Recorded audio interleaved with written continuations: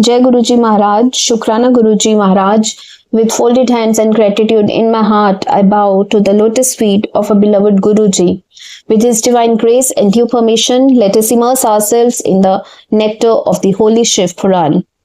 Today, let's begin the reading of the glory of Shiv Puran, chapter 5, Bindug's salvation. Shaunak said, O Sooth, the fortunate Sooth, thou art blessed with thy mind engrossed in Shiv. The story that thou hast narrated to us is wonderful and conducive to the increase of devotion. What did the woman Chanchula do after obtaining her salvation? O intelligent one, please tell me in detail the story of her husband too. Sooth said, once she approached goddess Uma Parvati, she bowed and offered prayers to her with palms joined in her flutter of delight. Chanchula said, O mother of Skanda, daughter of mountain, thou art always served by men. O beloved of Shiv, the bestower of all pleasures, having the form of Supreme Brahman, thou art worthy of being served by Vishnu, Brahma and others. Thou art both endowed with and devoid of attributes. Thou art the subtle primordial Prakriti with existence, knowledge and bliss for thy forms. Thou createst, maintainest and annihilatest. Thou hast the three gunas. Thou art the refuge of the three types of divine beings. Thou sustainest Brahma, Vishnu and Mahesh. Sooth said, offering thus her prayers to the goddess, Chanchula, who had attained salvation, ceased to talk with shoulders stooping and eyes brimming with tears of love. Parvati, the beloved of Shiv, ever favoring her devotees, was greatly moved by pity and said to Chanchula lovingly. Parvati said, O Chanchula, my friend, I am pleased to hear your prayer. O beautiful woman, what is the boon you crave from me? Tell me, there is nothing that I cannot give you. Sooth said, thus urged by Girija, Chanchula bowed to her. She asked her, bending her head and joining her palms together with great devotion. Chanchula said, O celestial Girija, I do not know where my husband is at present, nor where he is to go. O benignant favorite of the distressed, please make such arrangements as would enable me to join him. O great goddess Maheshani, my husband had a Shudra woman as his concubine. He died before me. I do not know what befell that sinner. Sooth said, on hearing these words of Chanchula, Parvati, the daughter of Himalaya, who is fond of justice, replied lovingly. Girija said, O daughter, your wicked sinful husband Bindug, the foolish wretch enamored of prostitutes, has been to hell after his death. He underwent the various tortures of hell for many years and has now become a Pishach due to the residue of sins in the Vindhya mountains.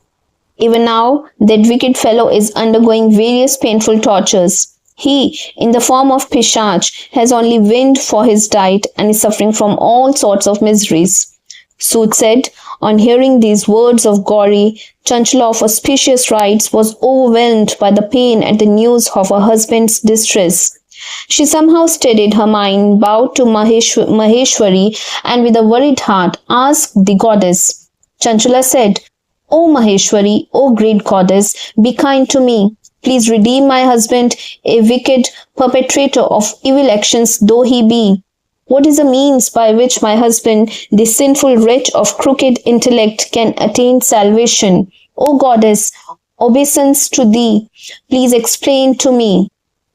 Sooth said, on hearing these words of the woman, Parvati, favorably disposed to her devotees, replied to her chaperone, Chanchula, delighted in her heart.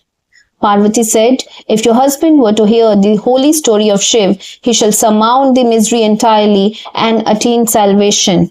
On hearing these words of Gauri, little short of nectar, she bent her shoulders, joined her palms, and bowed repeatedly with great devotion. She requested the goddess to provide an opportunity for her husband to hear the story for quelling his sins and gaining redemption.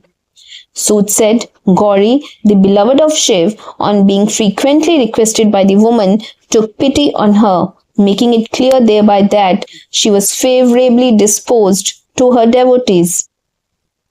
Lovingly, she sent for the Gandharv king Tumburu, who used to sing songs of praise of Shiv. The daughter of Himalaya said thus to him. Girija said, O Tumburu, the favorite of Shiv, ever ready to do as I wish, blessedness be thine. Accompany this lady immediately to Vindhya mountain. There is an awfully terrible Pishach there. I shall tell you all his antecedents. You will be interested to know the same. This Pishach had been a Brahmin in his previous birth. Then he was the husband of this woman who is my chaperon now. He was very wicked and had a Shudra concubine. He was impure, never caring for the daily performance of ablutions and Sandhya prayers. His mind was ever vitiated by anger. He ate all sorts of foul things. He quarrelled with good men, and whatever he undertook had been bad. He was violent in his ways, bearing weapons and oppressing poor people cruelly. He used to take food with his left hand. He used to commit arson in other people's house. He was friendly with Chandals. Every day he took delight in the company of prostitutes. Forsaking his own wife, the roguish sinner took delight in associating with the wicked. In evil association with harlots, he destroyed all his merits. Besides, coveting more and more wealth, he made his own wife a fearless sharer of her paramour's beds. His evil ways continued to the last moments of his life, and when he died, he went to Yam's city, the terrible place where sinners reap the fruits of their misdeeds. After undergoing the tortures of many hells, the wicked wretch is now roaming in the Vindhya mountain as a roguish, sinful Pishach. Narrate the holy sanctifying tale of sacred Shiv Puran that quells all sins in front of him. Immediately after hearing the great story of Shiv Puran, his soul will be cleared of sins and he will cast off his ghosthood. I order you to set that Binduk free from the miserable plight of Pishach and bring him in the aerial chariot in the presence of Lord Shiv. Sut said, commanded thus by Parvati, Tumburu, the lord of Gandharvas, was much delighted and thought within himself how fortunate he was.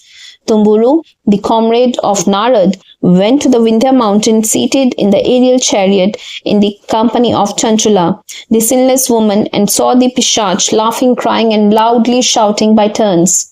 His body was very huge, his jaws were immensely large, and his form was very crooked. The powerful Tumburu, the singer of the excellent songs of praise of Shiv, forcefully caught hold of the terrible Pishach by means of nooses. Thereafter, for the sake of the discourse on Shiv Puran, Tumburu made elaborate festive arrangements. There was much talk and discussion among the people of all the worlds.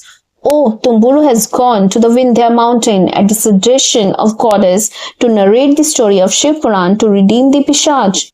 The divine sages too hastened to the place for listening to the same. The wonderful congregation of those who assembled there, reverently eager to listen to Shiv Puran, was very auspicious. They bound the Pishach with nooses and compelled him to sit there. With a lute in his hands, Tumburu began to sing the story of Gauri's consort, starting with the first Samhita compendium and ending with the seventh one. He clearly expounded the whole of Shiv Puran along with its Mahatmya greatness.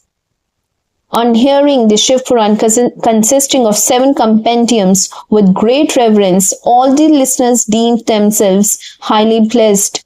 The Pishach too, on hearing the holy Shiv Puran, cast off all his sins and discarded his ghostly body. He assumed the divine form of the three-eyed moon-crested god Shiv, white in complexion, clad in white cloth, with the body illuminated and embellished by all ornaments. Taking up the divine body, the glorious Binduk, accompanied by his wife, sang the story of Parvati's consort. On seeing his wife thus, all the divine sages had a welcome surprise and were highly delighted in their minds. Gratified on hearing the wonderful story of Shiv, they returned to their respective abodes, delightedly glorifying Shiv. Bindug, in his divine form, ascended the aerial chariot with great pleasure.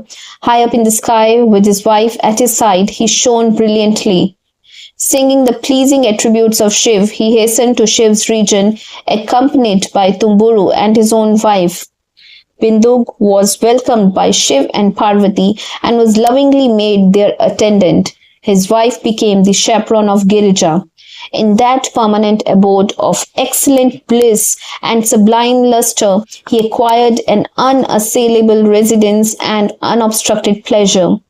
Thus, I have narrated this holy anecdote that removes sins, is highly delightful to Shiv and Parvati in pure and heightening devotion.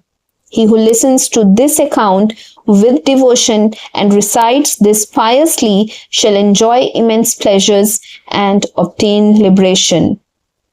With this, I would like to conclude today's divine chapter from the Holy Shiv Puran, and first and foremost, I would like to seek forgiveness from our beloved Guruji Maharaj for the mistakes in the narration of this divine chapter. I would also like to seek forgiveness from each and every one of you for the same, and would like to invite you to the reading of next divine chapter from the Holy Shiv Puran. Thank you, Guruji, for everything. Thank you each and every one of you.